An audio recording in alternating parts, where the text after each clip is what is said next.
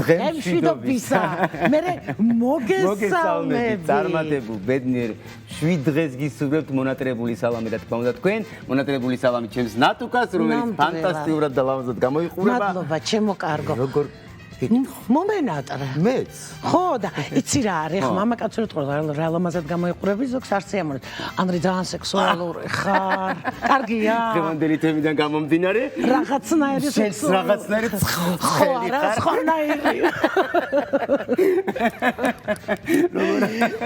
ახლავე გაიგეთ ძირფასო მაყურებელო რაშიც არის საქმე. არ გაგვიფრენია. არა, იმიტომ ძალიან საინტერესო თემაზე უნდა ვისაუბროთ ჩვენს პირველ ბლოგში. ჩვენ ახლა კი ვიოხუნჯეთ, მაგრამ ძალიან მნიშვნელოვანი და სერიოზული თემაა. ვფიქრობ, ქალსა და მამაკაცს შორის სექსუალური დისბალანსი და დისფუნქცია, რაც ძალიან სერიოზული პრობლემა არის და ხშირად წყვილები არც კი მიმართავენ ექიმებს, იმიტომ რომ ამის კომპლექსი არსებობს. ხშირად ერთმანეთსაც კი ვერ ეხსნებიან ამ თემაზე, რომ აღარ ვთქვათ პროფესიონალის გეთანხმები აბსოლუტურად და რაღაცნაირად გვეუხერხულებაში თქმის არ იყოს ამ თემაზე. აი ხა რაღაცა თქვით, ხა ხუმრობა. ამ დროს ეს მართლა ძალიან სერიოზული თემა არის, იმიტომ რომ როგორც ამბობენ, ასე ვთქვათ, მეცნიერები და ამ საქმის პროფესიონალები ძალიან ბევრი სხვადასხვა დაავადება, ნერვიული იქნება ეს თუ ნევროზული, კი მოდის აი ამ ასე ვთქვათ დისბალანსიდან. ფსიქოლოგიური ძალიან ბევრი პრობლემას წარმოქმნის დისფუნქცია სექსუალური. ძალიან დავსერიოზულდით იცი ამ თემაზე რა. თუმცა ამ ყველაფერს თავისთავად ფინალში აქვს მოგვარება პრობლემის და ამ ყველაფერს აგვიხმარება ვინ თუ არა განსაკუთრებული ადამიანი, ექიმი, სექსოპათოლოგი, მედიცინის მეცნიერებათა დოქტორი ბატონი არჩილ ბაქრაძე, ბატონო არჩილ. მოგესალმებით. მოგესალმებით. ვიხარია რომ სტუმრობთ. ძალიან დიდი მადლობა. ფანტასტიკური რესპონდენტი ბრძანდებით, მობრძანდით. მოგესალმებით. დაბრძანდით. და ალბათ ახლა გვისმენდით ასე ვთქვათ წარდგენას და ცოტა გეღიმებოდათ, მაგრამ რეალურად მართლაც ხომ ასეა რა. იცით რა მომეწონა ტერმინოლოგია პირველ რიგში. აი 30 წლის წინ 40 წლის წინ იძახდნენ ისეთ სიტყვებს იმპოტენცია, დარღვევა. დღეს აკადემიურად აი მაღლდება, სხვადასხვა ტელევიზიის მეშვეობით და ჟურნალისტების მეშვეობით ამიერკავკასიაში ჩვენ ყველაზე ასე ვთქვათ მოწინავთ კი ნამდვილად სექსუალური კულტურის თვალსაზრისით. და ტერმინოლოგიასაც ეთქობა დისფუნქციას ვხმარ სიტყვას სექსუალური დისფუნქცია. რა თქმა უნდა ეს უკვე ნიშნავს რომ თქვენს პოტენციალსაც ასახავს. მაშინ ბატონო არჩილ დავის. არა, ნუ მე ინტელექტუალურ პოტენციალს გულისხმობ. ხა დაიცით რა, ინტელექტუალური პოტენცია არ შემიძლია არ დაგისვათ პირველი კითხვა. თქვენ როგორც საოცარი სპეციალისტი თქვენი საქმის ხვდებით რომ ეს აი ადამიანი რომ მოდის, ან ადამიანს რომ ხვდებით, ეს ინტელექტუალური, ასე ვთქვათ, ცოდნა არის თუ არის სექსუალური ცოდნაც გამოცდილება. წართული კითხვა, მაგრამ მე ერთ მაგალითს 90-იან წლებში ამერიკელებმა დადეს სტატია, ძალიან საინტერესო, რომ აი კარგი ქირურგი იმპოტენტი ვერ იქნება, პოტენტური უნდა იყოს სექსუალურადაც. რატომ? სექსუალური ურთიერთობა წყვილში ურთიერთობას, რასაც ვეძახით, ყოველთვის მოიცავს რაღაც გარკვეულ დასწრიში ურთიერთობაში ავანტურას, გარკვეულ წინსვლას. ბატონო. და ქირურგი, როდესაც აქიურგები დამხმარებენ, რომ ხსნიმუცელს არ იცი რა დაგხვდება. და თუ შენ სექსუალურ ურთიერთობაში პასიური ხარ და არ მიდიხარ რაღაც, იქაც შეიძლება შეგეშინდეს და კი ბატონო. მოკლედ ესეთი სტატია იყო. ესეთი სტატია რომ რისკი, იმიტომ რომ აი დახედა ალბათ ხალი კლასიკურად ხალის და მამაკაცის ურთიერთობაზე ახლა ბევრი ვარიანტი არსებობს, მაგრამ ეს ჩავჯდეთ. ყოველთვის უცხო ხალი ხო ავანტურა მამაკაცისთვის მასამ რა თქმა უნდა. მაგრამ თუ არ გადადგა ნაბიჯი ის წარმატებული ქირურგიაც ესე იყო, ამიტომაც იყო ეს სტატია ძალიან საინტერესო რომ ხსიმუცელს შეიძლება იქ რაღაცა იყოს შეგონია რომ აპენდიქსია და აპენდიციტი და იქ შეიძლება კიდევ რაღაც სხვა იყოს. და აი მიდიხარ და ესეთი ქირურგები არიან ძლიერი ქირურგები. ამიტომ ხშირად არის რომ ბიზნესმენს უნდა კონდეს ძლიერი სექსუალური პოტენცია, მაშინ ბიზნესი კარგად მისდეს. აი ეს კორელაციები ესე იგი თუ კი სექსუალური ცხოვრება მოწესრიგებული აქვს ნებისმიერ პროფესიონალს თავის საქმეში, ის იქნება ზეწარმატებული. ნუ იქნება არის გარანტირებულად არა, მაგრამ კორელაცია არსებობს. ეთყობა ყოველ შემთხვევაში. იმიტომ ნებისმიერი ბიზნესი და ავანტურაა. ისე როგორც ნებისმიერ უცხო ქალი. თუ გაქვს იმის უნარი, რომ გაქვს იმის უნარი, რომ სწორედ დათვალო და აი ნუ ურთიერთობებზე და ვიცი, ხშირია კითხვები მაგალითად იგივე იმ თუ კი მიდიან ჩივილები, დეპრესია მაქვს, ფსიქოლოგიაში შლობა მაქვს, პირველი კითხვა აქვს, სექსი როგორ გაქვთ? მოწესრიგებული გაქვთ, არეული გაქვთ, არა გაქვთ, პასიური გაქვთ. რამდენად არის ეს ლოგიკურ შეკითხვასთან ახლოს? სექსუალური ფუნქცია არის ურთულესი ფუნქცია, რომელშიც მონაწილეობს ყველა გრძნობის ორგანო. კი ბატონო. ფსიქიკა. მამოძრავებელი სისტემა. ბუნებრივია ნებისმიერი სისტემის დაავადება მით უმეტეს ფსიქიკის დაავადება. ეს იწვევს გარკვეულ დარღვევებს სექსუალურ ურთიერთობებში. მეც გეტყვით. არა მარტო თვითონ დაავადება, როგორც დაუშვათ დიაბეტი, რომელიც იწვევს კლასიკურად 92% შემთხვევაში დარღვევებს. არამედ ზოგჯერ რაღაც დაავადების დროს გამოყენებული მედიკამენტები. აი მაგალითად არტერიული წნევა, ვისაც მაგალითად არტერიული ჰიპოტენზია, ხო? ის აკვირიტებს ერექციის ხარისხს, იმიტომ რომ არსობს მამაკაცის საშუალო ერექცია, ეს არის სიზაროვანი გემოდინამიური პროცესია ურთულესი. და როდესაც წნევის ცვლილებებია ორგანიზმში, ეს მოქმედებს უარყოფითად, მაგრამ აი ჰიპოტენზიური წამლების 98%-იც კიდევ უფრო ავარებს. აი არის ესეთი მომენტები, უბრალოდ ჩემი მეგონი წინ წავეცი. ძალიან საინტერესო არის. ესე იგი რისკიანი თუ არის მამაკაცი, ნიშნავს იმას, რომ მას თუ რისკიანი მამაკაცი უფრო წარმატებულია ხოლმე ბიზნესშიც და აი ჩემი სუბიექტური აზრით. ქალბატონი მამაკაცი კი, მაგრამ ნუ ქალბატონი რისკიანი არა, ალბათ უფრო მოდი ეს გამოვიყენე. რისკზე წამყოლი უნდა იყოს. და წამონყოლი ყველაფერზე. იცით რა არის? მე საერთოდ აი კიდურა ვარიანტები არ გვიყვარს ტექნოლოგიაში. აი ზომიერებ ეხლა ქალბატონებში მოდით ყველაზე ხშირი პრობლემა, რომელიც როდესაც ქალი ბიბჯენილია კედელზე, ეს არის ვაგინიზმი. კი ბატონო. ანუ შიში უცხო სხეულის შიში. აი აქ რატომ მახსენა ეხაზი გავს მაინც ვაგინიზმს, აცობს კიდევ სხვა დისპარეონიები, კიბნეულობა და სხვა ვაგინიზმი. იმიტომ რომ ვაგინიზმი ხშირად არის მშობლების ბრალი. რატომ? ეხლა ძალიან აღვირახსნილი სექსუალური ურთიერთობები დღეს ეხლა პრობლემა არ არის მსოფლიოში ხედავთ რაც ხდება. დავუშვათ იგივე ფრანგული ოლიმპიადის გასა. მაგრამ ძალიან ტაბუირებულ ოჯახებში რო ის იზრდება, გოგო რო 9 საათზე სახლში რო არავით არის სექსუალობაზე არავით ლაპარაკი, ხშირად ეს მეორე უკიდურესობას იწვევს და არც ისეთ ეხლა მოდით ესე ვთქვათ, ესეთ ფენომენი როგორც მასტურბაცია, ეს არის ფიზიოლოგიური ფენომენი, რომელიც არც მამაკაცს, არც ქალის ხელში არ არის მავნე არანაირად. ხოლმე მაგაზეც უარი და აი ეს ხშირად ეს არის ის ბილიკი, რომელთაც მე ყალიბდება ვაგინს, მე იწყება რომ რაღაც მიზეზების ნახვა და უშუალოდ მამაკაცის ურთიერთობის რა არის, ეკლესიის ჩართვა ხშირად ხდება ეკლესიური ვარ, თუმცა ამას ეკლესიური დოგმები არ არსებობს, რომელიც დალავდეს ხალხს. მაგრამ აი ეს არ შეიძლება. ყველანაირ ხერხს პოულობენ. და ხშირად ეს გოგონები ხედავენ რომ თან ეშინიათ, მაგრამ რატომაც თავს აიმედებენ რომ აი გავთხოვდები და თხოვდებიან და იქ იწყება უბედურება.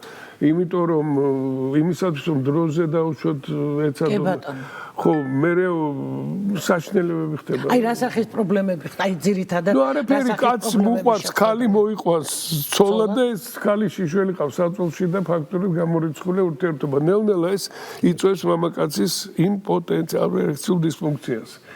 თუ დავუშვათ ალტერნატიული რაღაც გამოსავლები. ნუ ვარიანტები რა არის? ხშირად იძახიან რომ ბავშვს ჩასახმურად ხო და შენ სადაც გინდა იარე დავუშვათ ოჯახის დაშლა უნდა. ხშირად ოჯახი იშლება. მოკლედ პრობლემატიკა იწყება ამას ემატება ნათესაობის რატო ბავშვი არ არის რაღაც. გასაგებია. ხშირია მსგავსი ამბები დღევანდელ საკმაოდ ხშირია, იცით რა არის? ლაპარაკი არ არის მაგაზე. ლაპარაკი არ არის მაგაზე. საერთოდ სექსოლოგიაში სტატისტიკას არავინ არაფერში არ ემდობს, იცოდეთ. ეს ისეთი სფეროა, რომ არც ერთი სტატისტიკური მონაცემი არ არის სანდო დამიჯერეთ. აი ადრე უყარდა თუ ერექციული დარღვევები ამდენ 60% და ეტეპსობლე. არ არის სწორი. ამიტომ ვერ გეტყვით ხშირია თუ არა, მაგრამ ვიღაცა მალავს, ვიღაცა მოდის, მაგრამ ჟღერს ეს პრობლემა ჟღერს არსებობს. ასევე არის პრობლემა იგივე ოჯახიდან წამოსული რაღაცა ასაკის შემდეგ საღა დროის ჩემი ეს არის მე და მამა სიტყვაზე უკვე მეგობრები ვართ. აი ესე ცხوارი და მე როგორ მშვენიერია. სხვათა შორის ნახეთ, აი მშვენიერია ეს რატომ? როდესაც ჩვენ ლაპარაკობთ სექსუალურ წყვილზე. კი ბატონო. თუ ორივე კმაყოფილია ვითარებით, მამაკაც აღარ უნდა და ცოლსაც ეზარება. ხო, მაგრამ თავის გაბრაჭა. ფანტასტიკური მეგობრებია. მოჭარ. და ბავშვები, შვილიშვილები რაღაც ბედნიერება, გარმონია, ანუ ჩვენს ლაპარაკობთ სექსუალურ ჰარმონიაზე. აი ცოლს ეზარება და მამაკაცი მერე იყურება სადღაც სხვაგან. ესე თუ ცხوارი. ჭეშმარიტ სექსუალურ ჰარმონია მეორეა რომ ეს უკვე სხვა პრობლემაა. თქვენ უბრალოდ რო თქვით წყვილზე, არის წყვილები მშვენიერი, რომელიც მე არის. მაგრამ როდესაც დისჰარმონია იწყება, როდესაც საერთოდ ქალებს აქვთ ეს მომენტი, რომ გონიათ რა გარეთ უნდა სახში უნდა ეპრაჭოთ კმას, რომ მაგისმა ხშირად ამას ივიწყებენ ქალბატონები და ნუ მამაკაცი ასე ვთქვათ ჩნდება ალტერნატიული არ მით უმეტეს დღეს სექსუალური მორალის ლიბერალიზაცია არის გარკვეული და გარკვეული ასე ვთქვათ ტენდენციები არსებობს ახლა ჩვენ საზოგადოება ვაკუუმში არ არის უნებრივი გასაგებია, კი. ძალიან საინტერესო არის. ანუ ხშირად არის ხოლმე რომ აი ხო თქვენს ახსენეთ რომ ქალბატონი სახლში არ ეპრანჭება და იხედებიან გარეთ. რა არის მოდი ხო თქვენ მამაკაცებს ვკითხა. ცოლი ძალიან უყვარს მამაკაცს, მაგრამ გარეთ აი ეს რაღაცა უნდა, რასაც სახლში. ნუ მე გეტყვით, მოკლედ ესე ვთქვათ. აი მარტივ მაგალითი, რაღაცა გამოცდილება რო გაქვს, რაღაცაში დავუშვათ პროფესიონალი ხარ, რაღაცას ხისგან რაღაცას აკეთებ, ხეებს. ნუ აკეთებ, ვერ დაგვეს გბეზდება, გინდა რაღაც ახალი გააკეთო და ქმნი რაღაც სიახლეს. აკაც ურთიერთობა ერთი და იგივე რო არის, ერთნაირი სტანდარტული, ის უკვე აგზნება გასაგებია. ამიტომ აქ ჭკვიანი ხალხი რასაკეთებს, მრავალფეროვნება შემოაქვს იმ ქალთან, ვისთანაც უნდა რომ ქალი ცდილობს მრავალფეროვნება ურთიერთობებში, ხო?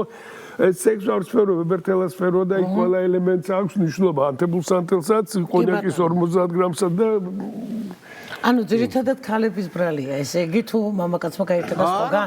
მოდით ასე ვთქვათ, იქ მამაკაცის რამოდენიმეჯერ რაღაცა შემოგთავაზა, ერთხელ უთხარი უარი, ორჯერ იყო სხვა არის, მაგრამ რატოღაც აი ესე ამბობენ ხოლმე, იცი რა, ქალის ბრალია რა. აი თქვენს არ იყოს, მრავალფეროვნება, ერთი და იგივე. არა, მოდით ნუ დავაბრალოთ. მართალი ბრძანდებით, ქალებს მარტო ნუ დავაბრალოთ. არსებობს სტერეოტიპები, ქცევის სტერეოტიპები. ჩვენ რო ვიძახით, რომ ქალმა უნდა მოაწონოს მამაკაცს თავი, ახლა მამაკაცმაც უნდა შექმნას სიტუაცია, რომელშიც ის თავის თავის პოზიციას, ასე ვთქვათ, პატივისცემას და სურვილს უჩეს. გავს რომ გვერდზე იყოს. კი, აბსოლუტურად გეთანხმებით. მნიშვნელობა. ეხლა აქ დაწყებული შემოსავლიდან დამთავრებული პირადი თვისებებით. ეხლა ყველაფერს აქვს მნიშვნელობა. ეხლა ამერიკელებს ჰქონდა შენ თუ ესეთი ჭკვიანი ხარ, ესეთი ღარიბი რატო ხარ, ასე ვთქვათ, ამასაც აქვს ამ ელემენტს მნიშვნელობა, იმიტომ რომ მე ქალიშვილი მყავს, ნუ რა მეუღლეები მყავს. ქალებთან მაქვს ურთიერთობა, ვიცი რა ღირს, თითების გაკეთება, თმების გაკეთება. ეს ყველაფერი და ზოგიერთ მამაკაცი ამას ჯეროვნად არ აფასებს. რამდენად ძვირია რომ ქალისთვის რომ დღევანდელ პირობებში შეინარჩუნოს აი ეს ასე ვთქვათ მიმზიდველობა და რა. ხო და ზოგი უდიერია, ზოგი კაცი და გონია რომ ეს ყველაფერი ხარდა მოდის. ამას ყველაფერს ნიuansებია რა. ძალიან ხშირად ვთქვათ რომ ასე ვთქვათ ურთიერთობის დროს ქალმა შეიძლება მოიტყუოს. იგივე ის რომ მას სიამოვნებს, იგივე რომ აბსოლუტურად ყველაფერს იღებს მამაკაცისგან და რატო ხდება ეს და ალბათ თქვენთვისაც ახალი არ არის. აი ჩვენ ახლა საუბრობთ ბატონარი. აი ახლა ამ მომენტში რაც კი სექსუალური ურთიერთობა ხდება მთელ მსოფლიოში, აი ამ მომენტში ახლა დავუშვათ წყვილები, აღარ ვაზუსტებ ქალი და კაცი. წყვილები. რამდენი პროცენტია სიყვარულით, ორი სიყვარულით თუ ეთქვით? რა თქმა უნდა, იმაზე ბევრად ნაკლები, ვიდრე 20% მაქსიმუმ. დარჩენი ანგარებით სამსახურის წესვლის გამო, სოციუმის შეცვლის გამო, ჯინაზე 80. უამრავ 26 მოტივაცია არსებობს, 100 ჯიყვე სექსოლოგი და 26 ჩამოთვალ ყველას ვერ ჩამოთვალ. ეხლა ეს არის სალავი, ეს არის ცხოვრება. ეს არის ურთიერთობა. ბუნებრივია ქალი ზოგჯერ რომ აჩვენოს მამაკაც გაუზევს თეატრს დგამს და ეს ადვილი აქ მეორე ვარიანტი არის რომ მამაკაცებზე რო ლაპარაკი ახლა ორგაზმის სიმულაცია მარტივად ერექციის სიმულაცია გააკეთო. ამიტომაც სექსოლოგთა ქალები დაკლებია 5%. მამაკაცები ძირითადი რა ერექციული უკმარისობა. ეს არის ძირითადი. ერექციული უკმარისობა, რომელიც აჩენს მამაკაცებს ჩვენი ყველაზე დიდი შიში რა არის? წარუმატებლობის მოლოდინის შიში. როდესაც ფიქრობ, ვაი, რომ არა. ამას ქმნის ეს ერექციული უკმარისობა. სხვადასხვის ძველი ეგვიპტის ცივილიზაცია მე-7,000 ხო ჩვენ წელთაღრიცხვამდე მე-20 საუკუნემდე კაცობრიობა ეძებდა საშუალებას, რომ როგორ ებრძოლა ამ წარუმატებლობის მოლოდინის შიშს. რატო ჩნდება ეს წარუმატებლობის გამოწვევის მიზეზი რა შეიძლება არა, პირველ ფიასკო, თუ რაღაც არ მოგეწონა საკუთარ თავში, იცით რაშია საქმე? ერექციული უკმარისობა დავუშვათ დაცულ პარტნიორთან, ხო? ნუ პრობლემა რომელიც გვარდება და ეს შენზეა დამოკიდებული წახვალ ექიმთან დავუშვათ. მაგრამ წარუმატებლობის მოლოდინის შიში რითია ცუდი? ის არ არის კაცზე დამოკიდებული. ის დამოკიდებულია პარტნიორზე. ვიღაცა ფეხებზე კიდე არ გადარდებს და მშვენივრად ყველაფერი და ვიღაცასთან შიშით კანკალებ რომ ვაიმე რაღაც არ მოხდეს. ანუ პარტნიორზეა დამოკიდებული. ამიტომ ეს წარუმატებლობის მოლოდინის შიში არის აბსოლუტური უნივერსალური მტერი. არ როგორც უნივერსალური ჯარისკაცი. მამაკაცის მთელი 7,000 წელიწადი ცნობდნენ მას. ანუ რა, მამაკაცისთვის გარანტიების მიცემას, ხელში გარანტია, წინ და წინ მიარსებული გარანტია, რომ ყველაფერზე. ამიტომაც ეს დამსახურება მიუძღვის ესეთ პროფესორ ვირაგს. ბატონო არჩილ, რამდენად იოლად და ადვილად მოსაგვარებელია ეს პრობლემა? მე გეუბნებით ამას ვიძახთ ეხლა რომ ანუ ნახეთ მამაკაცს არის კუნთოვანი ორგანო. კუნთი რა.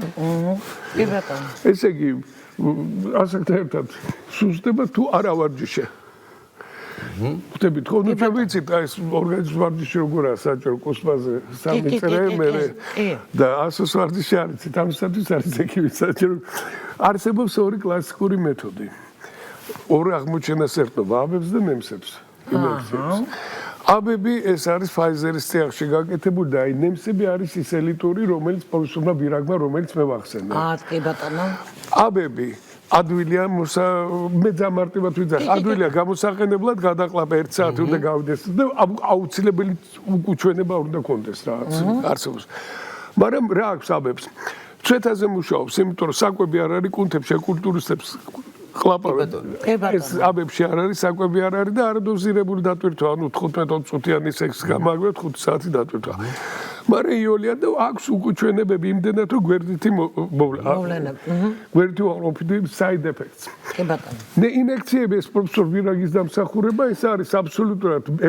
ამიტომ აბებს არაწერი არც ერთ სამკურნალო ერთჯერადი ერექტოგენები პროფესორ ვირაგის მიღწევა ეს არის ის რომ ინექციაში კეთდება ერექციის გამომწვევით, საკვებით და დოზირება ადვილი. ამიტომ ადვილი ამით, მაგრამ უნდა საჭირო ექიმთან მისვლა. აფთიაქში ვერ მიხვალ ვერ კიდე საჭირო სწავლა ამას და საკმაოდ ძვირი. ამიტომ ელიტურს ეძახიან ოქროს მეთოდს.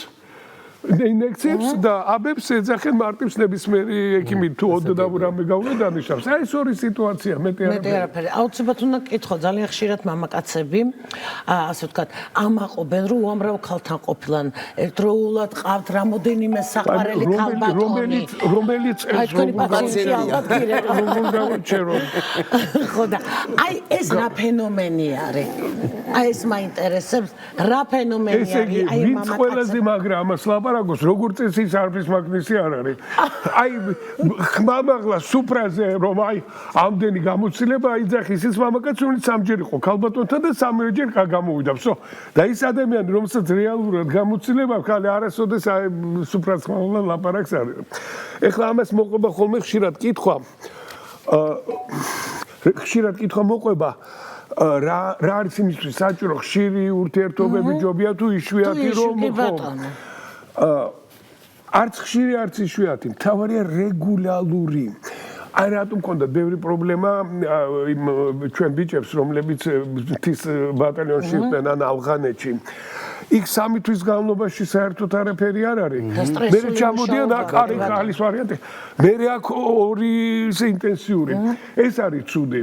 აი არერეგულარული ისე აი მეზღვაურებს პრობლემა აქვს. აი ყველაზე თუ გინდა დიდხანს შეინარჩუნოს სექსუალურ, თავი იყოს კვირაში ერთხელ, იყოს ყოველკვირა. იყოს კვირაში 3 ჯერ, იყოს ყოველკვირა. გასაგებია. იყოს თვეში 2 ჯერ, მაგრამ ყოველდღე 2 ჯერ. ეს უკვე ვისთვის უფრო დამაზიანებელია, ასე ვთქვათ, უსექსუალურობა, მოდი ესე დავკრა მამაკაცისთვის თუ ქალბატონისთვის. მე ხშირად გამიგება იმი, რაც ჩამქრალი თვალები აქვს, ამას აღარაფერი აღარ აქვს. ნაკლები სექსი აქვს. როგორი რეაქცია? აი, რამდენი გეტყვით, აქ რა ხდება? უფრო დამაზიანებელზე არ არის, ნახეთ, ფრანგები მოგესალმებით რა ხალხია ჩაატარეს ექსპერიმენტი. მოკლედ, შეკრიბეს სხვადასხვა ქალები, დაწყებული ქუჩის მეძეობიდან დამთავრებული აი სვეტსკილი ვიცი ქართულად როგორ იქნება არისტოკრატული ქალებით ყველა ასაკის რომ დასვეს პარტერში და ჩაატარეს წინ მამაკაცები 18-დან 67 წლამდე სხვადასხვანაირად ერთი ნიშნის მიხედვით ნახევარი ზუსტად ეწეოდა სექსუალურ ცხოვრებას მეორე ნახევარი არ ეწეოდა მაგრამ ჩაატარეს არგულად თავის ნომრები ტყუათ უნდა ჩაეწერეთ ასაკე კაცი მოდის რამდენი წელი შეხედავდა ამდენი წლის არის კი ბატონო და რა გამოვიდა ორივე შემთხვევაში ორივე ჯგუფში აბსოლუტურად მაღალი გაკეთებული ეს ქალებმა იმაშკაცეს ანუ ზუსტად თქვენს მაგრამ ნახეთ იმათში ვის არ ეწეოდა სექსუალურ ცხოვრებას ზუსტად ასაკი იყო 98% ემთხვეოდა ქალების მიერ დაწერილი. და ვინც ეწეოდა რეგულარულ სექსუალურ ზუსტად 92 წლით ნაკლები. ანუ 12 წლით უფრო ახალგაზრდად გამოიყურებიან. აი ონკოლოგიური დაავადების დროს პირდაპირ ჩვენება არის სერიოზულ კლინიკებში სექსუალურ თუ პაციენტ მზად არის სექსუალური რეაბილიტაციაზე. რატომ იცით? სექსუალური ურთიერთობა ის ძალა რომელიც გაახალგაზრდებს რომელიც მობილიზაცია აღარ ვილაპარაკოთ იმაზე რომ ტვინი ამ დროს გამოყოფს ამ ენდორფინებს რომელიც უაღრესად სასარგებლო ორგანიზმისთვის მთელი ორგანიზმის მობილიზაცია ხდება მოკლედ რეგულარული სექსუალური ცხოვრება მე არ ვიცი ქალებისთვის უკეთე მაგრამ ახალგაზრდებს ადამიანს 12 წლით დარჩენ დასვენები თქვენმა მაყურებელმა დიდი მადლობა ხა ვერ მოუწოდებ ჩვენს მაყურებელს ვერაფერს მაგრამ ფაქტია რომ ვისაც გვინდა რომ იყო და ახალგაზრდად გამოვიყურებოდეთ რეგულარული სექსუალური მოусვინა ბატონ არჩილ აი ხა ეს სექსუალურად მოდი გავიდეთ სარეკლამო ძალიან მალე დაგიბრუნდებით მადლობა ბატონო არჩილ